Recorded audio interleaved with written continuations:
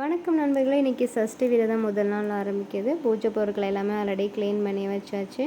அதற்கான அலங்காரம் எல்லாமே செஞ்சுட்டு அப்புறம் நம்ம இன்றைக்கி சஷ்டி விரதம் ஸ்டார்ட் பண்ணுறதுனால முருகனுக்கும் வேலுக்கும் சேர்ந்த மாதிரி அபிஷேகம் பண்ணணும்.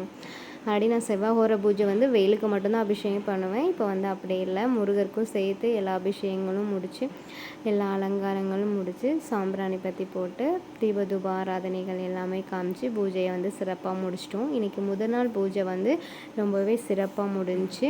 இந்த பூஜையில் நம்ம இத்தனை நாளும் செய்யாத என்ன செய்ய போகிறோம் அப்படின்னா, இந்த 7 நாள் விரதத்தை நம்ம பால் பழம் மட்டும் சாப்பிட்டு கண்டினியூ பண்ண போகிறோம்.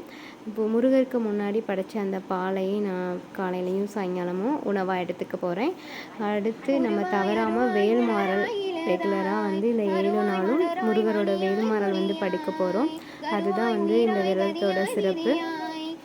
ஸோ இந்த 7 நாட்களும் தவறாமல் கடைப்பிடிச்சு விரதத்தையும் கடைப்பிடிச்சி அவரோட வேல்மாறல், கந்த சஷ்டி கவசம், இன்னும் பல முருகர் பாடல்கள் என்னெல்லாம் இருக்கோ அது எல்லாமே நம்ம படித்து கடைப்பிடிச்சி வந்தோம் அப்படின்னா கண்டிப்பாக நம்மளோட வேண்டுதல் நிறைவேறும் அப்படிங்கிறது ஐதீகம். ஸோ முருகருக்கான வேண்டுதல் இன்றைக்கி வச்சாச்சு. நம்மளோட வேல்மாறலும் சிறப்பாக படித்து முடிச்சாச்சு. முருகருக்கும் டெய்லி போய் விளக்கப்படணும், அதனால கோவிலுக்கு கிளம்பியாச்சு. முருகனோட அருள் எனக்கு மட்டும் இல்லை, அவங்க எல்லாருக்குமே கிடைக்கணும் அப்படின்னு வேண்டிக்கிறேன்.